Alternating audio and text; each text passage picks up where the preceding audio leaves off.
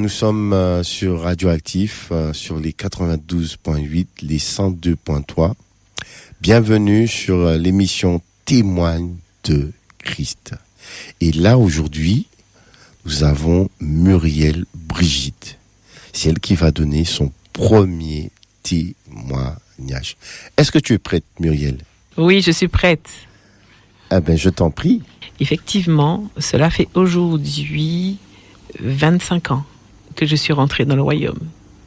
Ça nous donne vraiment un quart de siècle d'être arrivée dans le royaume. Donc en 2000, j'ai eu l'occasion de passer par une épreuve qui était relativement douloureuse, qui concernait ma vie personnelle. Et au travers de cette épreuve, en fait, qui était vraiment particulière, Dieu m'a ramenée. Il m'a ramenée, en fait, car j'avais deux possibilités. C'était soit partir avant le temps ou rencontrer Dieu. Et Dieu, je le connaissais comme tout le monde le connaît, en fait, juste dans une église, pas forcément avoir une relation avec lui. Mais ce jour-là, je me suis retrouvée dans une situation assez délicate où, au travers de ma vie personnelle qui a commencé à s'effondrer, je cherchais le secours, je suis allée à plusieurs endroits, dans plusieurs églises, monastères, pour voir est-ce qu'il y avait des possibilités de pouvoir trouver une solution. Et ce jour-là, je me suis retrouvée, c'était sur Terreville, face à un moine, ou en tout cas un prêtre moine, qui lui, en fait, n'était pas du tout convaincu que j'avais besoin d'aide. Et là, j'en avais réellement besoin parce que les pensées négatives commençaient en fait à affluer. Et de plus en plus, je me retrouvais en fait enfermée dans mes pensées, enfermée dans cette situation. Je cherchais par où passer. La relation dans laquelle j'étais, où je devais aller vers le mariage, était en train de s'effondrer. Et une troisième personne était arrivée en fait au sein de l'union, où ce qu'on était on se préparait à faire. Et ça a tout arrêté, et je me suis retrouvée vraiment ne pas savoir où passer, ne pas savoir. Et un jour, j'étais assis à l'entrée de ma résidence. Je discutais avec une amie et je lui expliquais en fait que le chemin par lequel je passais était tellement dur que les nuits en fait me paraissaient des semaines entières. Des journées me semblaient des mois devenaient des années, tellement que c'était difficile. Et je discutais avec elle et ce jour-là, une personne de la résidence qui partait à son travail était dans sa voiture et arrête son véhicule et vient vers nous. Et elle nous dit, je vous connais pas, je sais pas qui vous êtes, mais Dieu me dit de te dire qu'il t'aime et que vraiment il t'aime, donc de te fortifier. Et j'étais surprise parce que je ne connaissais pas ce Dieu-là. Je ne connaissais pas le Dieu qui parle, le Dieu qui prend soin. Et je l'ai regardé. Aujourd'hui, c'est une amie, en tout cas, qui est chère à mon cœur, qui s'appelle Carole. Et ce jour-là, elle a en fait éveillé ma curiosité de chercher Dieu. Et donc, du coup, j'ai accepté cette parole et quand j'allais travailler, je me trouvais souvent derrière un véhicule. Il y en avait plein à l'époque où c'était écrit « Jésus t'aime, Dieu te sauve ». Enfin, il y avait beaucoup de messages un peu comme ça, avec des poissons à l'arrière des véhicules. Et chaque fois que j'étais sur la route, chaque fois qu'il y avait un véhicule avec un message du genre qui me fortifiait. Et le temps passait. Et souvent, j'avais vraiment cette impression d'être toujours enfermée et dans mes pensées, je recevais vraiment un message du royaume des ténèbres qui me disait comment faire pour arrêter le processus de vie, comment faire en fait pour me suicider. Et ce n'est pas du tout de mon caractère, de mon tempérament, mais je refusais sans savoir exactement ce que c'était. Et un jour, je traversais une route, la route pour aller à mon travail, et un camion arrivait et j'ai sincèrement entendu dans mon esprit, tu traverses et puis si le camion ne s'arrête pas, c'est pas grave. Et là j'ai compris que j'étais en danger. Là j'ai vraiment compris que j'étais en danger et ça a été le moment où Dieu est venu me récupérer. Je suis rentrée à mon domicile et ce jour-là le Seigneur m'a envoyé en fait à la Galeria où il y avait, je sais même pas pourquoi j'y allais en fait. Je savais que je devais y aller, je connaissais pas encore ce Dieu actif en fait, ce Dieu qui s'intéresse à ta vie, ce Dieu qui se mêle de ta vie. Parce qu'aujourd'hui, je connais Dieu qui se mêle de ma vie parce qu'il le fait régulièrement. Eh ben, il m'a envoyé à la Galeria et j'ai rencontré une personne que j'avais déjà croisée et qui me demande, est-ce que tu veux vraiment t'en sortir? Qu'est-ce que tu veux? Et j'ai dit, sincèrement, c'est tellement douloureux que, quel que soit ce que tu me proposes, du moment que la douleur s'arrête. Et à partir de ça, elle m'a dit, moi, je peux te proposer que Jésus. J'ai dit, je prends aussi.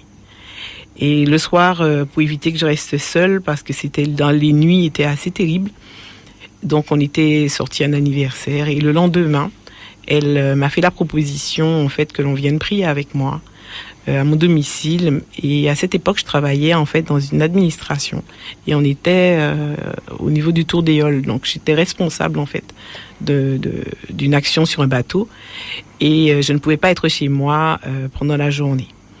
Donc ils ont patienté. Elle est venue avec 2 personnes qui plus tard se sont révélées être un couple pastoral. C'était leur première mission. J'étais leur première brebis. Et leur aventure, en tout cas avec le Seigneur, a commencé au travers du chemin que j'ai moi-même entamé. Et ce jour-là, j'ai rencontré Dieu chez moi. Donc on a eu beaucoup de difficultés pour pouvoir arriver à mon domicile. Entre le Tour des Halles sur le François, tout était bloqué. Vraiment, à chaque étape, Dieu a débloqué. Et quand je suis rentrée chez moi, ils sont venus, ils ont dû m'attendre énormément quand même, hein.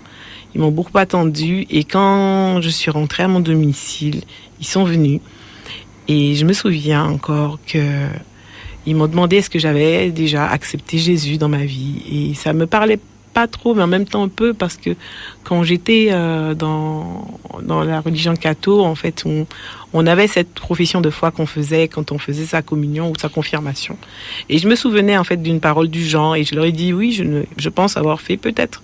Ils ont dit, c'est pas grave, de toutes les façons, est-ce que tu veux encore? J'ai dit oui. Et ce jour-là, ils m'ont demandé d'accepter que Jésus devienne le centre de ma vie, qui rentre en fait et qui s'y installe. Et j'ai répété cette prière. Et j'ai eu en fait un tournis et je me suis assise parce que j'étais étourdie.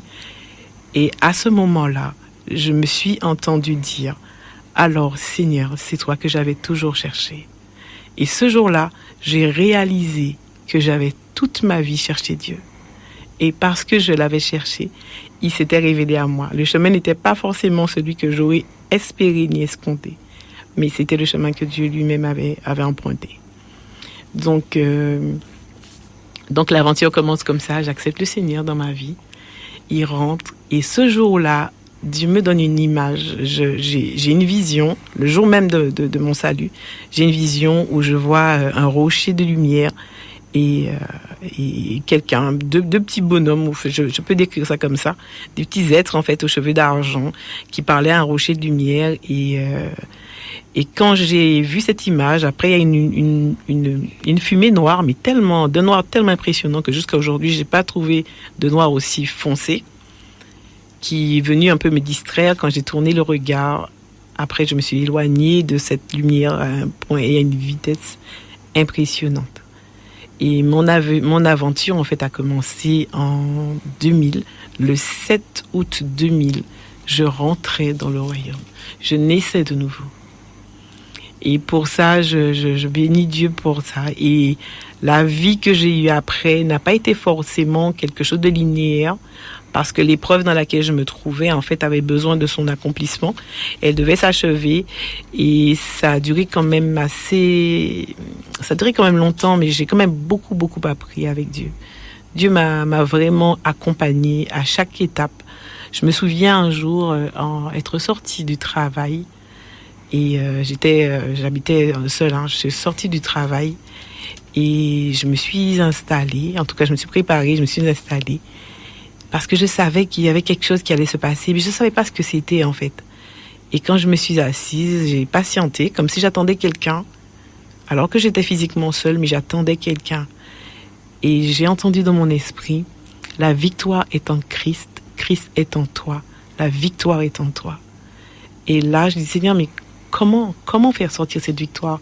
Parce que je me sentais tellement dans l'échec de tout ce que j'avais planifié. Je me trouvais, en fait, dans l'échec. J'avais du mal, en fait, à concevoir que ce chemin pouvait être mon salut. Et le Seigneur m'a demandé de prier sans cesse. Et je vous avouerai que j'ai quand même pris près d'une dizaine d'années pour bien comprendre cette parole. Parce que la victoire est en Christ. À l'époque, je ne savais pas ce que c'était Christ. Je connaissais Jésus-Christ, c'est bon. Mais je ne savais pas du tout qu'il y avait Christ et que moi-même, j'étais devenue, en fait. J'étais devenue un Christ sur terre et je transportais Dieu moi-même. Donc, quand j'ai eu cette révélation, j'ai pas su l'utiliser, du coup. Donc, des années sont passées, j'étais beaucoup dans la difficulté, beaucoup dans le combat, je me battais, il fallait que je m'en sorte, c'était complexe. Alors que Dieu m'avait dit déjà que la victoire était déjà en moi et que je devais m'appuyer sur ça et avancer avec lui. Aujourd'hui, c'est ce que je fais et je bénis Dieu pour ça parce que ça a pris tout son sens. Et au cours des mois en fait qui ont suivi mon salut, chaque fois que je rencontrais des amis, ils me demandaient: ah Mumu, comment vas-tu, ça va? Et je leur disais: oui, ça va super, j'ai rencontré Jésus. Et du coup, en fait, beaucoup de personnes ont rencontré le Seigneur, rien que parce que je disais: j'ai rencontré Jésus. Parce que c'était la vérité. J'avais vraiment rencontré Jésus. J'avais pas honte, en fait, de dire que je l'avais rencontré. C'était un plaisir. À la maison avait commencé, donc j'avais ouvert ma maison, qui avait commencé une église, en fait, une nouvelle église. Et qui a grandi, qui a permis en fait que d'autres personnes puissent rencontrer le Seigneur. Et vraiment, je bénis Dieu pour ça. Jusqu'à aujourd'hui, Dieu prend soin en tout cas de ce lieu dans lequel j'habite toujours. Et pour ça, il nous a vraiment montré le chemin. Donc j'ai continué à grandir, j'ai continué à marcher avec lui. Et je n'ai jamais pu en fait m'en détourner. Pourquoi? Parce que m'a bien spécifié un jour qu'il avait fait de moi une esclave, en fait. J'étais esclave de Christ et j'étais prisonnière de lui. Et du coup, il s'était tellement occupé, en fait, de ce qui m'arrivait qu'il ne laissait pas du tout le temps que je fasse des choses un peu particulières, et tout le temps, il était à mes côtés. Jusqu'à aujourd'hui, bien sûr, je confirme encore qu'il ne me donne pas un pas. On va dire ça comme ça. Et que par rapport à ce que je vis, ce que j'ai vécu, ça n'a pas été simple. Le chemin a été très très long. Mais il a toujours été présent. Je me suis retrouvée par moments dans des difficultés de vie, en tout cas n'ayant pas suffisamment de moyens pour pouvoir manger, n'ayant pas de finances pour pouvoir subvenir à mes besoins, mais chaque fois je m'en sortais, je ne sais même pas comment, mais au fur et à mesure les choses avançaient. À une époque où je raconte un peu aussi ça à des amis quand on discute, que j'ai dû rester à peu près 3 mois en fait sans électricité parce que j'avais pas les moyens de payer, et c'était le lampadaire en fait du parking qui éclairait en fait ma maison. Et jusqu'à aujourd'hui, le lampadaire il est là, hein. Donc de temps en temps je dis: lampadaire, je te remercie parce que franchement tu as contribué. Et pendant ces 3 mois où je vivais en fait dans la pénombre, bon, c'était pas noir parce que cette lumière éclairait la maison, il m'a quand même démontré qu'on a pu traverser en fait ensemble ça. Aujourd'hui, ce témoignage que je vous raconte, c'est aussi un témoignage en fait qui est à la gloire de Dieu, parce que là où il m'a emmené aujourd'hui, c'est vraiment éloigné de là d'où je viens en fait. En continuant à grandir avec Dieu, j'ai continué en fait à apprendre à dépendre de lui, à recevoir de lui. C'est pas toujours évident, mais une chose que j'avais comprise en fait, c'est que si tu crois que Dieu est capable, donc Dieu est capable, tu n'as pas besoin d'être exceptionnel, excellent, tu n'as pas besoin d'être le meilleur. En fait, Dieu, il t'aime comme ça et lui-même te rend meilleur. J'ai pas cherché à être meilleur, j'ai juste cherché à l'aimer en fait, à lui donner des possibilités de continuer. Donc, et la foi en fait, C'est vraiment ce que Dieu attend de nous. Ça lui fait plaisir quand on croit qu'il est capable de nous sortir d'une difficulté. À un moment, je me souviens, j'avais tellement envie de plaire à Dieu, mais j'avais un désir tellement de plaire à Dieu que ça en devenait un fardeau. J'étais souvent en mode stress parce que je voulais pas faire des choses, je voulais pas faire des choses qui puissent lui déplaire. J'étais vraiment en mode stress et un jour Dieu m'a dit stop, arrête. Ton désir de m'aimer devient un fardeau. Et si c'est un fardeau, c'est charnel, tu ne peux pas. Je ne peux pas recevoir ça.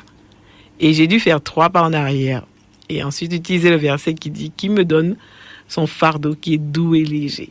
Et j'ai dû faire un pas en arrière et dire Seigneur, je t'aime, mais c'est toi-même qui dois faire. Et il m'a rappelé qu'il a déposé son amour dans mon cœur par le Saint-Esprit. Donc en fait, tout ce qu'il y avait à faire, c'était rien du tout. C'était juste lui faire confiance en fait. Et toute ma vie, en fait, depuis que je l'ai rencontré en 2000, le Seigneur, ça a toujours été sur le même mot qui est le mot de la foi. Seigneur, je te fais confiance. Même quand c'est compliqué, Seigneur, je te fais confiance. Je me souviens que je disais souvent à mes amis, même si le bâtiment tombe sur moi, je ferai confiance à Dieu parce que si je dois demeurer, je serai là quand même. Rien n'empêchera à Dieu de me permettre d'accomplir ce pourquoi je suis venue. Et c'est vraiment un type de caractère, hein, je pense que j'ai. Parce qu'un jour, Dieu m'a dit, il faut que tu aies confiance en moi comme tu t'appelles Muriel. Et j'ai compris, en fait, que Dieu attendait que j'ai une foi qui soit tellement sûre, inébranlable, stable, qui fait que je m'appelle Muriel. Personne ne peut me dire le contraire. Même si tu viens me prouver par je ne sais pas quoi, tu ne peux pas m'enlever de cette certitude. Mon prénom, c'est Muriel et c'est tout. Et en fait, c'est ce type de foi que Dieu attendait de moi. Et c'est ça. Et c'est là que j'ai travaillé avec le Seigneur. On a travaillé ensemble beaucoup pour pouvoir stabiliser ça. Et que je rends grâce à Dieu parce que chaque chemin, chaque action que Dieu a posée dans ma vie, c'était toujours pour lui et pour sa gloire. Il a ouvert des portes, il a ouvert des chemins. Il permet aujourd'hui que son royaume puisse s'étendre, en fait. J'ai toujours demandé à Dieu, mais qu'est-ce que tu attends de moi, en fait? Qu'est-ce que tu attends de moi? Je suis née pour quoi? Et je pense que nous sommes nombreux à pouvoir poser cette question. Pourquoi nous sommes là et quelle est la mission, en fait, que nous avons? Est-ce que nous passons dans cette vie juste pour passer, pour être là? Ou est-ce que vraiment Dieu a quelque chose pour nous? Et en fait, je me souviens que des années et des années, je disais ça, Seigneur, pourquoi je suis là? Et je pleurais même en disant, je comprends pas. Mais je comprends pas pourquoi est-ce que je suis là? Qu'est-ce que je fais là? Qu'est-ce qui fait que je sois dans cette génération-là? Qu'est-ce qui fait que je sois là pour maintenant en Martinique? Je suis née de cette famille-là, je vais à cet endroit-là. Et je savais qu'il y avait un objectif, je savais qu'il y avait un but. Et quand il n'y a pas longtemps, il n'y a pas très longtemps, Dieu m'a révélé en fait le pourquoi de mon existence. Pourquoi est-ce que je suis là? Pourquoi est-ce que ma vie en fait a compté? Pourquoi ma vie a compté? Pourquoi il s'est présenté lui-même et qui vraiment il est venu pour me préserver. Il m'a entouré à droite et à gauche. Et il n'a pas laissé l'ennemi le temps de me bousculer. Même quand il n'y avait pas d'argent pour le loyer, Dieu a fait intervenir des choses. J'ai dû me retrouver devant les tribunaux 2 fois pour des problèmes de loyer. Et vous savez, je disais, mais Seigneur, mais c'est pas tellement élogieux quand même. Je suis ta fille. Qu'est-ce que je finis devant des tribunaux parce que j'ai pas les moyens de payer mon loyer? Est-ce que c'est normal? Je comprenais pas. Et je me souviens, à l'époque, on avait les ACDIC qui étaient payés. En fait, le Pôle emploi, on devait aller sur une borne pour pouvoir taper pour sa déclaration. Donc ça fait un moment quand même, hein, du coup. Et par rapport à ça, j'y étais. Hein, je me souviens, j'étais près de chez moi, il y avait une borne. Et ce jour-là, le Saint-Esprit me dit, ce n'est pas à mon avantage que tu ne sois pas dans l'abondance. Parce que quand tu n'es pas dans l'abondance, tu es auto-centré. Tu penses à toi et à ce que tu dois faire. Mon avantage, c'est que tu sois bien et que tu aies tout ce dont tu as besoin, afin que tu puisses te centrer et te focaliser sur moi. Et là, j'ai compris que Dieu avait un objectif dans ma vie. C'est de m'emmener hors des difficultés financières et de m'emmener hors de la pauvreté. Et je ne suis pas la seule, en fait, à qui Dieu veut ça. Dieu veut pour tous ses enfants que nous soyons hors des difficultés financières, hors de la pauvreté. Cela ne peut pas le valoriser, puisque quand nous sommes dans les difficultés, nous ne pouvons pas être à 100% pour lui. Nous le servons, mais nous avons une partie de nous qui crie et qui dit « Aïe, j'ai faim. Mon Dieu, mon loyer n'est pas payé. Il y a une facture qui est là. » Vous voyez, c'est ça la complexité. Et Dieu, il nous a dit en fait que le royaume des cieux est composé de paix et de joie par le Saint-Esprit. Et si je veux marcher dans le royaume, je dois être dans la paix et dans la joie. Je ne peux pas marcher dans le royaume si je suis troublé, si ma position humaine ne me donne pas de paix. Je dois être dans la paix. Je dois être dans la joie. Je dois pouvoir. Et si Dieu lui-même, dans son essence même, il est venu pour nous aider et nous sauver de toute cette situation, je dois le laisser faire. Et je vous dis sincèrement, j'ai tellement embêté Dieu. Je l'ai embêté. Je crois que j'ai embêté plus d'une dizaine d'années. Seigneur, explique-moi. Seigneur, dis-moi. Seigneur, explique-moi. Seigneur, dis-moi pourquoi. Pourquoi est-ce qu'on t'aime et qu'on est obligé de subir ça? J'ai énormément embêté Dieu. Pour que quelque temps, il n'y a pas trop longtemps en fait, je pense que j'étais pas prête à recevoir les informations. Et j'ai reçu là, il n'y a pas très longtemps, que Dieu vraiment, il nous appelle en fait à revenir en fait à un état de prospérité, en tout cas de suffisance alimentaire, de suffisance économique, pour que nous puissions travailler pour son œuvre. Pourquoi? Parce que les jours passent très vite. Les situations seront rapides. L'ennemi, il est rapide. Et donc, du coup, nous aussi, nous devons pouvoir nous positionner pour pouvoir rentrer aussi dans le déploiement, en fait. Il faut récupérer le maximum. C'est un challenge, c'est un combat. C'est une guerre qui se déclare. Et Dieu ne peut pas envoyer ses enfants en guerre s'il ne leur envoie pas de subsistance. C'est pas possible. Je crois qu'aucune armée ne peut envoyer ses soldats en guerre sans nourriture. C'est pas normal un peu, en fait. Donc aujourd'hui, nous savons que Dieu, il nous emmène en quelque part et il veut démontrer qu'il est Dieu et qu'il est un roi et qu'il est généreux. Et ça veut dire qu'il va commencer vraiment par nous remettre, nous repositionner en fait. Et c'est vraiment ce que je vous dis, c'est pas, je vous dis pas des paroles comme ça, je vis vraiment ça en fait.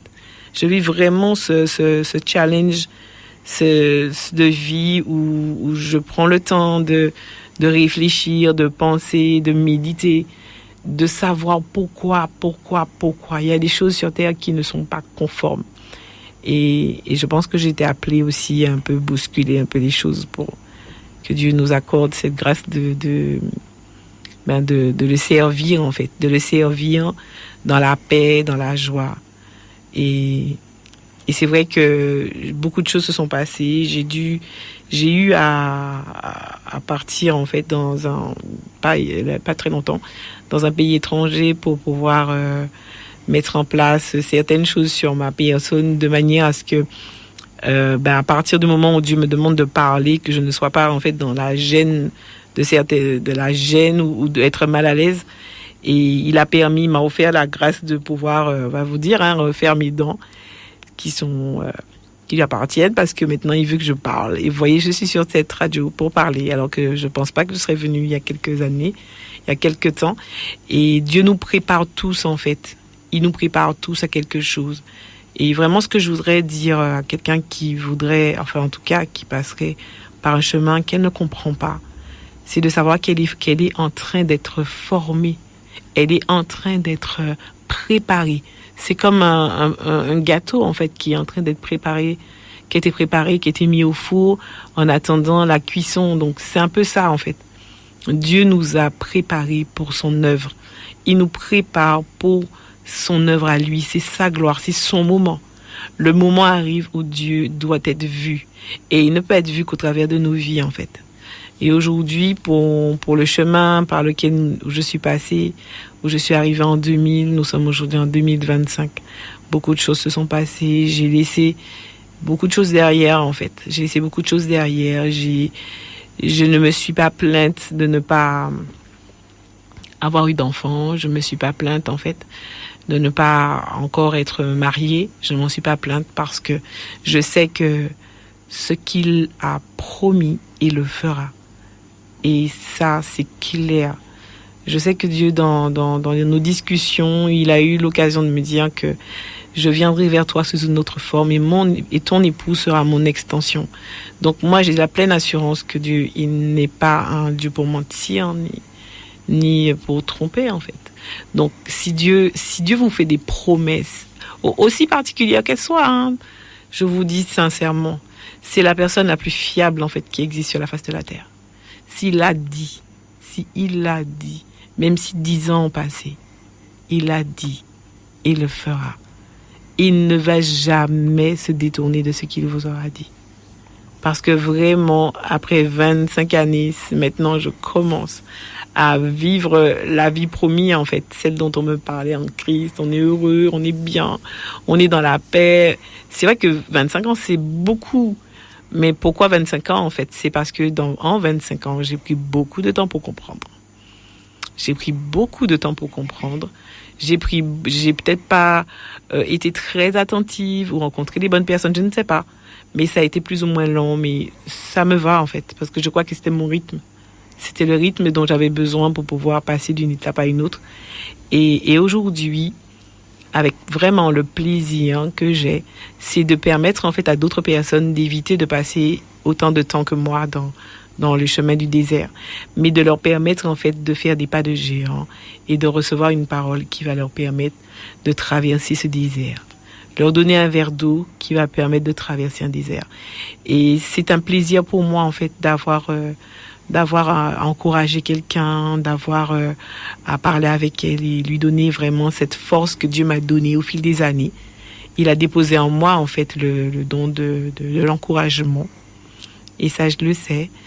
Et il a déposé aussi en moi son amour, en fait, incommensurable, et que, au travers de mes mots, je sais que je transfère cet amour parce que il est exceptionnel. Et je peux le dire vraiment.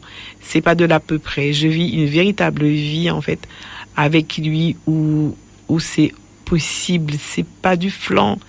C'est pas un mirage. C'est une vérité. C'est une réalité. Il est bien plus réel que ce que je vois devant moi, là, dans cette radio. Il est vraiment plus réel que ça. Et vivre avec lui, c'est avoir, en fait, c'est avoir une chance en fait, je sais même pas comment je vais exprimer ça. Je souris parce que je crois que les mots me manquent, mais vivre avec Dieu, ça dépasse la mesure humaine, en fait. Et vraiment, tout mon plaisir, c'est ça. Donc aujourd'hui, j'ai cette opportunité de pouvoir parler de celui que j'aime.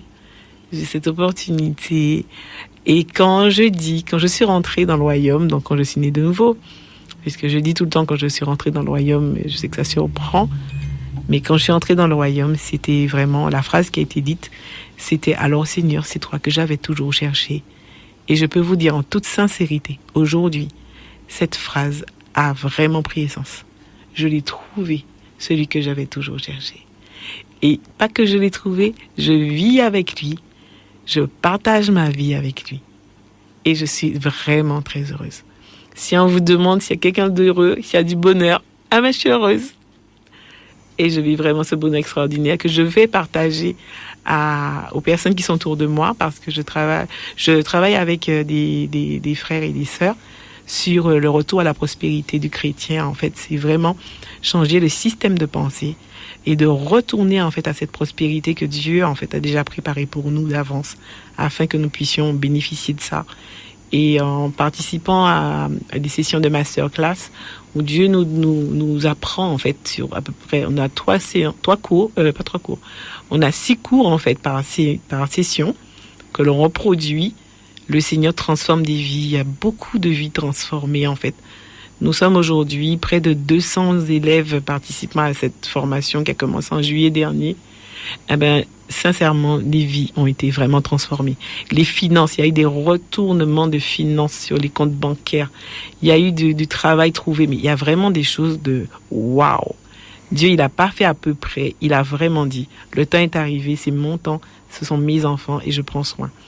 Et donc, du coup, il m'a donné de prendre soin de ses enfants et de participer à ces sessions en fait de masterclass pour pouvoir libérer le potentiel financier des chrétiens. Parce que l'objectif, c'est ça.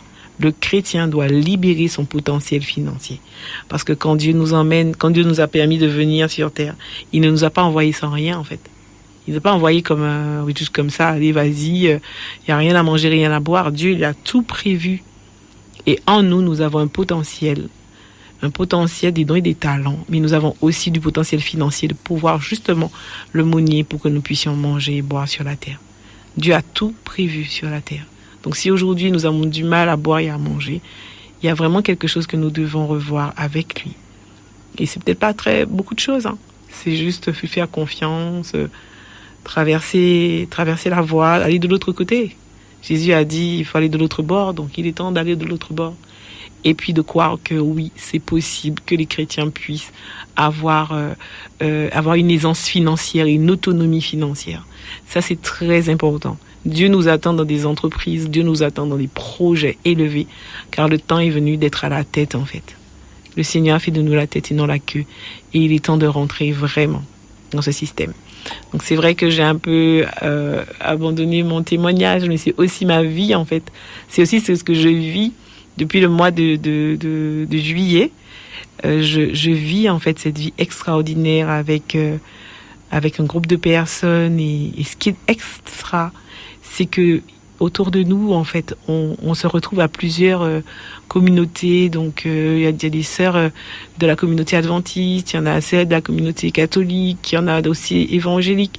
En fait, il n'y a pas du tout de barrière. Dieu a besoin de nous maintenant. Et donc, les barrières, là, c'est pas pour maintenant. Vraiment, il a renversé les barrières. Et aujourd'hui, on peut prendre le plaisir d'être ensemble et d'être avec ceux qui nous unissent et pas avec ceux qui nous divisent, en fait. Et donc, le retour à la prospérité du chrétien, c'est vraiment quelque chose que Dieu veut parce que le Seigneur prévoit le transfert des richesses. Et ça, j'ai reçu ça vraiment de Dieu. C'est encore autre chose, mais c'est vraiment vous dire, préparez-vous en tout cas, vos dons et vos talents que vous avez, que vous cachez, s'il vous plaît. Mettez ça en avant, allez vous former, regardez le potentiel que vous avez en main. Vous n'êtes pas arrivé sans rien. Vous avez en vous quelque chose que Dieu a besoin d'utiliser pour pouvoir faire les choses avancer sur la terre. Donc voilà, c'est un peu ce que je vis, ce que j'ai vécu, ce que je vis. Et ce n'est que le début du reste de ma vie.